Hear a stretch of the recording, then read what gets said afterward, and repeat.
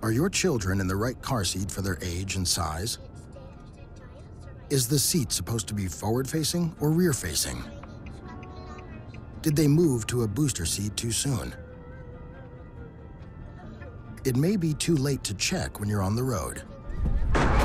Fortunately, you're on the couch. Car crashes are a leading killer of children 1 to 13. Don't think you know. Know you know.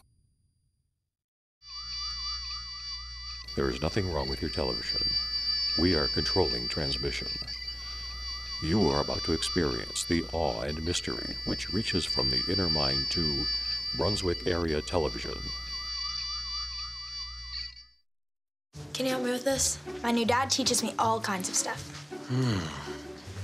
Sure. He helps me with homework. That would be 3.6795. Thanks. Yep. He helps me with my decision making. I wouldn't use this one. Ever. And he's even teaching me how to drive. And that's why cars have bumpers. I'm learning so much. You don't have to be perfect to be a perfect parent. Thousands of kids in foster care will take you just as you are.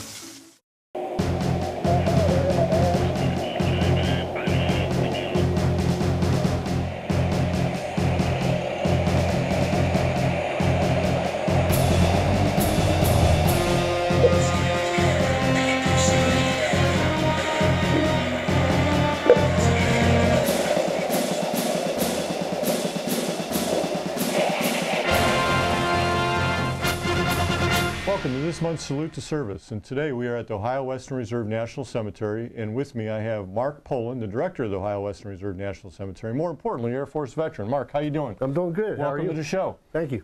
So tell me a little bit about your background as far as being a veteran and how you landed here at the Ohio Western Reserve National Cemetery. Well, let's see. I joined the Air Force in '78 and stayed to '92 when Congress said we had too many folks in.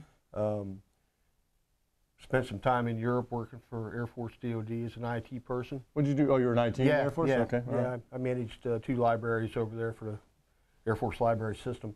When I came back to the States, I kind of thought I needed to continue doing federal service, and got a position up at the medical center at Wade Park.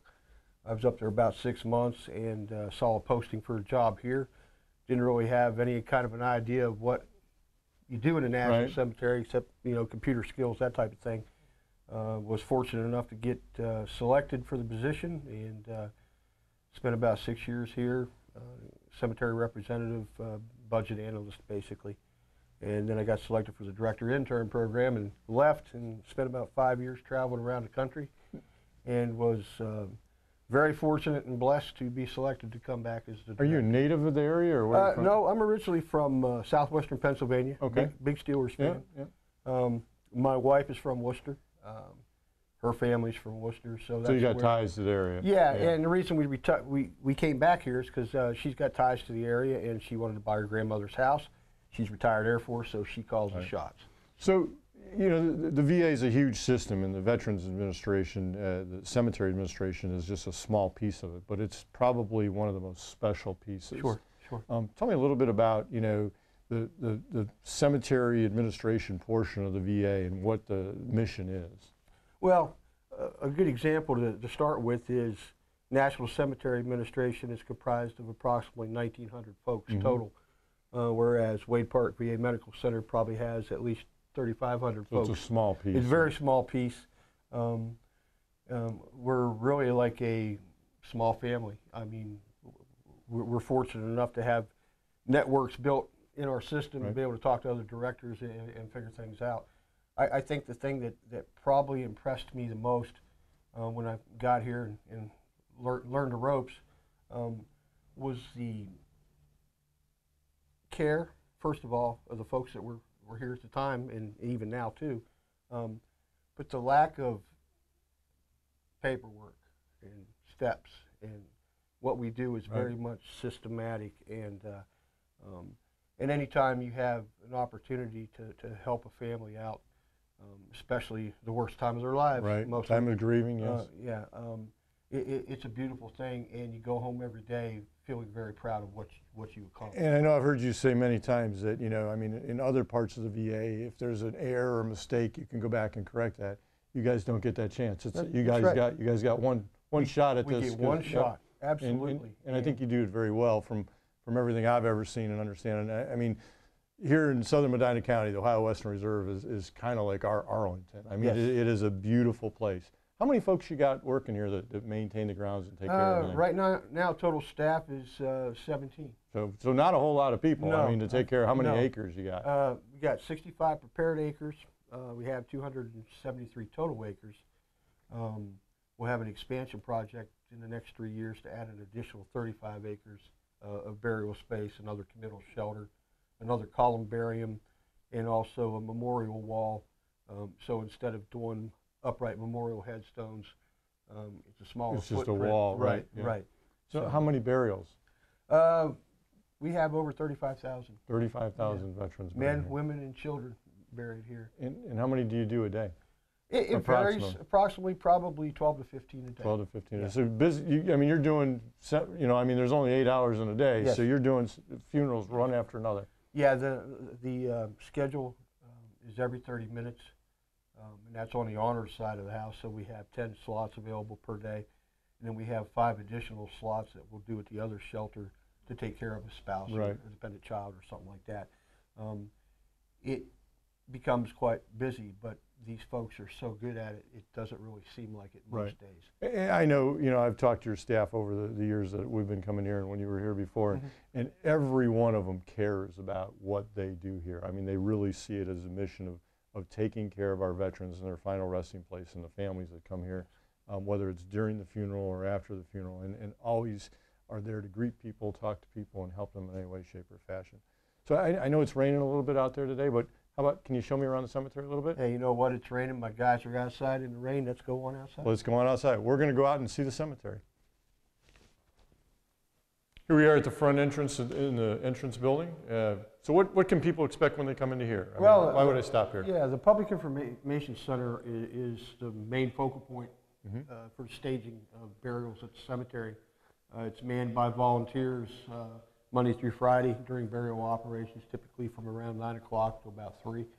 And also we got grave locators, hard copies in here, and just outside of the building we have a touchscreen kiosk where folks. So I can come in here and find where my loved one or friends are buried and stuff like that. So you mentioned volunteers, and I know you said you got a staff of 17, but the cemetery relies heavily on volunteers also, correct?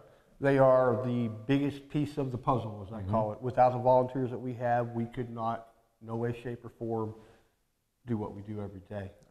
There's over 400 volunteers that are registered through VA Voluntary Services, and they help in the Public Information Center, all of our volunteer honor guards. We have folks that work down in the office as well, answering phones, taking optional inscriptions and things like that.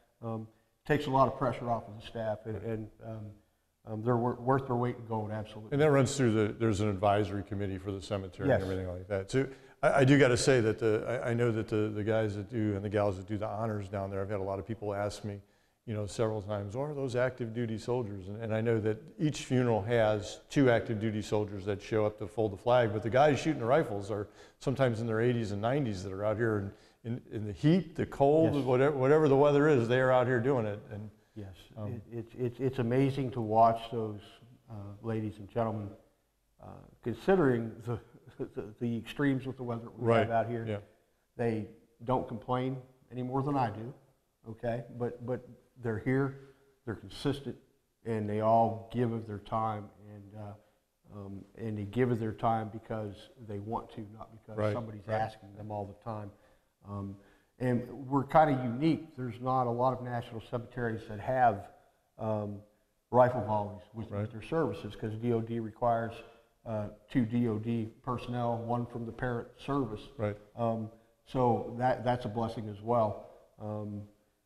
Every day that we have services out here, we will have a rifle team, and it's a very good thing. And that's great. Volunteers make the world go round. They really do. So. Yes.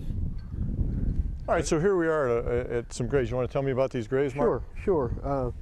This is strictly a coincidence, but we have 4 of our nation's heroes, KIAs from Iraq, 1 from each branch. And Chris Thibodeau, I actually was personally involved with that process when I was here back as a cemetery rep. it's perfect where they're located because it's close to our main flagpole. Overlooks the flagpole, yeah. And of course, that's where we do our Memorial Day ceremonies. And the whole cemetery is a place of reverence, but I have on occasion stopped over here just to say hi. It is pretty amazing. So we have an Air Force veteran, an Army veteran, a Navy veteran, and a Marine Corps veteran, all KI-8 in Iraq, and it wasn't planned for them to be buried in a row like this. It just worked out that way. Wow. Yeah, sometimes it makes you wonder. Yeah. So the flag, the main flag is at half-mast. Now, how often is it at half-mast like that? Is it every day? If we get a presidential proclamation, of course, we would take it to half-mast. 30 minutes before the first burial to 30 minutes after the last burial of the day, the flag is lowered to half-mast, and that's for all the burials. Yeah, and it doesn't matter if it's a veteran or a spouse. It's to show honor to that person, because when you think about it, spouses are instrumental in the careers of all of us that have served, and they deserve every amount of honor as a veteran does. So you mentioned the spouses. So who is eligible to be buried here at the National Cemetery? In general terms, the veteran, an eligible veteran, and there are variables. Right.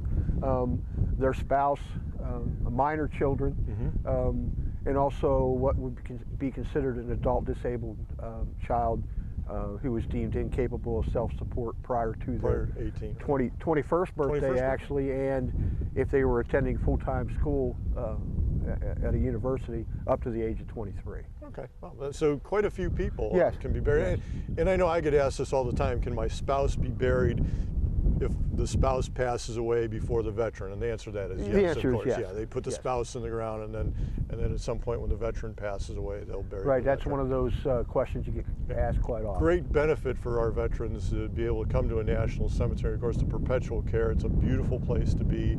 It's basically a national memorial. Yes, it is. I mean, it really is. So what's going on out here, Mark? I see some construction. Is that the new construction? Or? No, this is actually burial operations. Okay. The field crew just picked up a casket here in the last 10 or 15 minutes. They've done the lowering, and now they're backfilling the grave site.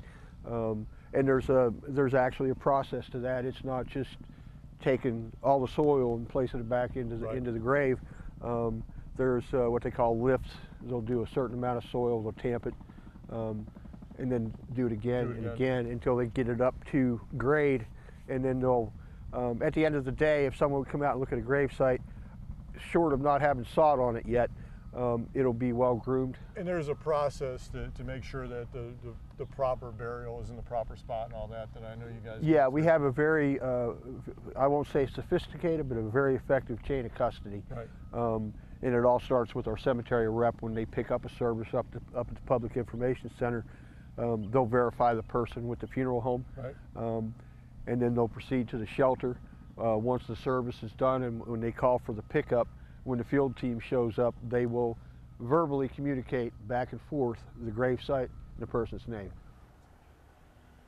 So here we are in one of the committal shelters. So take me through what happens down here, Mark. Well, basically the committal shelter is actually what you will see in an obituary as a graveside service at a national cemetery. We don't actually do our services at the grave sites. We actually, everything comes to the committal shelter, and that's whether we're doing honors or for a spouse.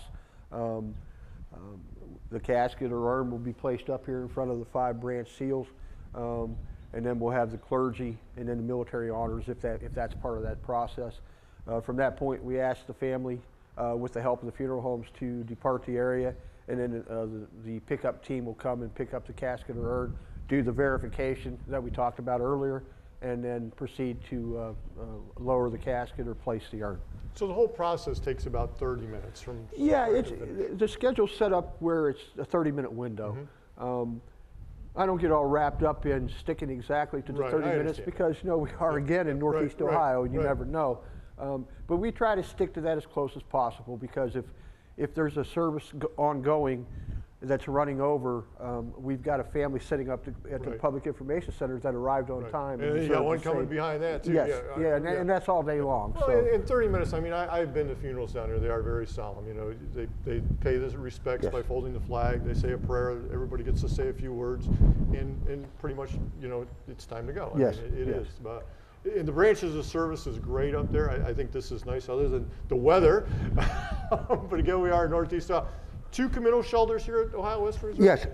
Yes. And then with the expansion, what are we going to do? Yeah, with the expansion, which was up adjacent to the main flagpole out to the wood line, I believe it's roughly going to be approximately 35 additional acres, which will include some standard crypt fields, in-ground cremation sites, another columbarium wall, another committal shelter, and an honor guard building.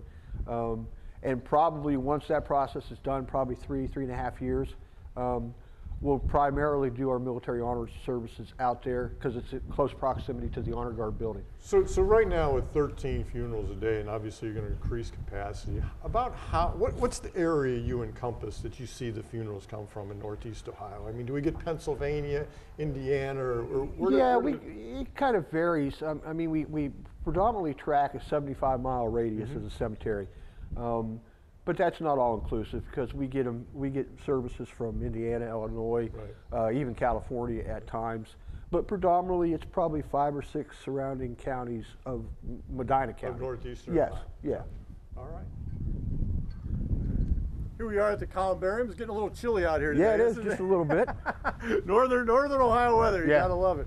So tell me a little bit about the columbariums and how this all goes in with the cremations and stuff. Yeah, sure. The columbarium walls are, and this one's open, we call them a niche, and it will accommodate urns.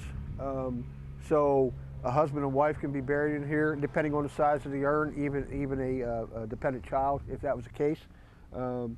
They're about 20 inches deep, 14 high, 10 wide. Right. So, and then the covers themselves, that becomes the headstone compared to the uprights. It has the emblem of belief, the name, rank, branch of service, war periods, and then spouse information. And the big difference is it only indicates date of birth, or year of birth, year of death, not the full date. So I know a lot of people have asked me if they're in a columbarium, do they still get a flag put on their loved one's grave during Memorial Day? And I know that answer to that's yes, but how do you do that? Well, we try to make it still look very honorable, and folks will come out and you'll probably end up with 5. Right in a row. You put them down here in the rock area. What will happen is later that day, my guys will go through and straighten them up, and if it's overwhelming, they'll remove some of them, just to give it the honorable appearance that we all think it deserves. So I know back to the volunteers, you put 35,000 flags out, and I know you have the Cub Scouts and the Boy Scouts come out and do it. How long does it take? I always tease everybody, it looks like locusts going across the field, because you can watch them from the office outside down here, and you can watch them at 21, work their way down through the entire cemetery. Probably about 45 minutes to an hour. It is amazing. I've been out here with my son. So. It is, and the kids really get a lot out of coming out here and doing that. They love doing it. I think it's a learning experience for them. But I remember an old story. I was in Nashville doing the National Cemetery when I was in the service, and there was 8 of us, and I think it took us about 13 hours with the rucksack of flags and 1 boot. So having the Cub Scouts come out and do it in 40 minutes is the preferred method. And of course, placing the flags is one thing, but on Tuesday after Memorial Day, they've all got to be picked up because we got a mow trim cycle, coming right after that. And we typically get a significant number of folks that come back and help us with that, because it would take my guys all day to get that done. So here we are in section 15. And tell me, Mark, so I noticed that the stones here are so much closer together than in other parts of the cemetery. Sure, Why this is an in-ground cremation section. Section 15 is broken down into 4 quadrants: Alpha, Bravo, Delta, and Charlie. Okay. They are 3x3 grave sites compared to our crypt fields that we were over by earlier that are 3x8s. So if you're cremated, you can go in the ground or in the columbarium? Or into the columbarium, that is correct, yes. So what are these gentlemen out here? I know some of your workers out here. What are they doing? This is actually one of our contractors. Like I was talking about volunteers earlier, and all they do for us with the amount of maintenance that is required for the headstones and for the grounds, we've got some of that stuff that's contracted out. These fellows are setting headstones for us. Okay. On any given day, they'll set 10 to 15. And for the most part, that's an ongoing process. Rain, shine, frozen ground, or muddy conditions. I know one of the amazing things whenever you're in the National Cemetery is the perfection of the alignment of the stones. Yes. It seems like in any direction you look, it's like an orchard almost. That the stones are perfect. How do you keep the stones in such perfect alignment like that? It's actually a process. Twice a year I have to go out and do a gravesite assessment. Mm-hmm. I have to measure the height of the headstones that have to be between 24 and 26 inches. Right. The alignment, the plumb, and the grade. And I'm talking column and diagonal. Right. Some of it's eyeball, but we actually use digital levels to come up with that degree. And then you kind of track all that, and you send that to your district office, and then you discuss with them what sections you think may need to have a raise and realignment. Right. Which typically is a contractor that comes in that will remove all the headstones, resod it, and then replace the headstones. The other piece, they used to call it a bump and run, but it's now called a fine-tune alignment. The field will come out with strings and bump sticks, as they call them, and they'll walk a row. Right. and eyeball it and line it up to the string and align everything once again. That's a constant thing. Same thing with headstone cleaning. Right. If you can imagine, come out of the winter months with just your mineral conditions, mineral deposits Right. and whatnot, plus all of our creatures that fly around over here. It takes a little bit of time to clean the headstones, and again, we get volunteer groups that come out sporadically throughout the year that offer their services to take care of that. So I noticed on one of the headstones there's some coins. What's the tradition of the coin? The tradition, and there's a lot of different stories about Right. it. A certain amount of money, a quarter as an example, can mean one thing to one group.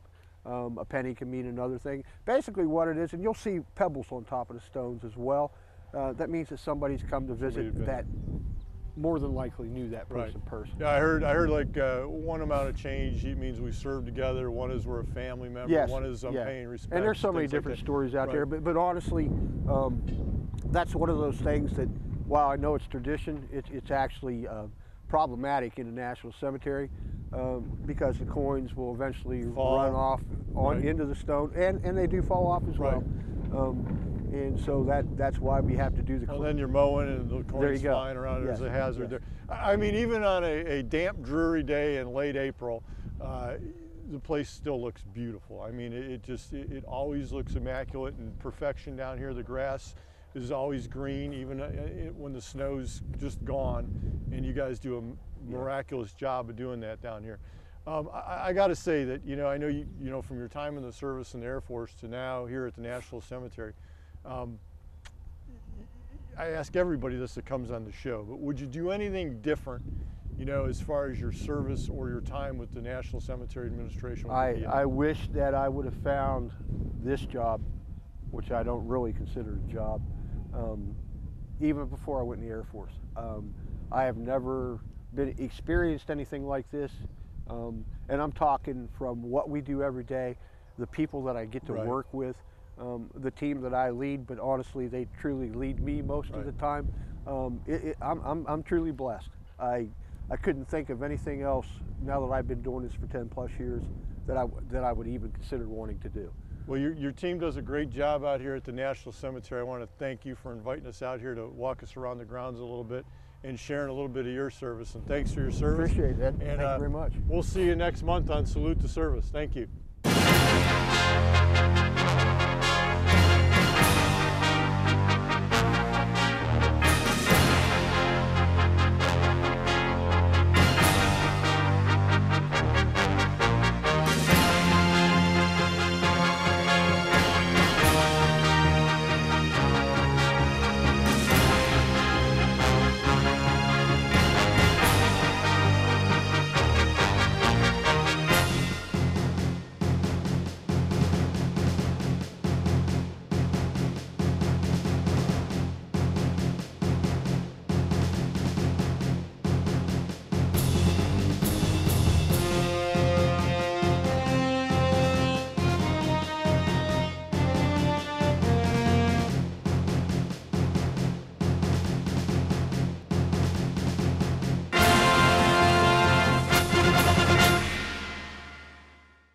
Okay, so what would you bring to my company? What do you need?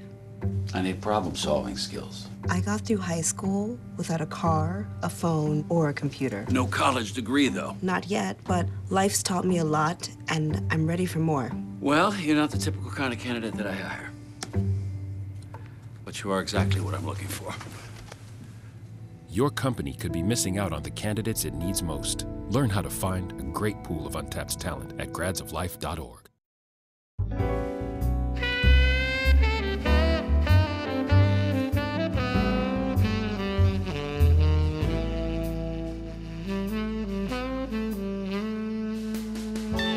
Hi, I'm Ed Zachary with Medina County Veterans Service Office. And if you're a veteran and you're in a crisis, or worse yet, contemplating suicide, I want you to pick up the phone and call the Veterans Crisis Line at 1-800-273-8255. Do it now.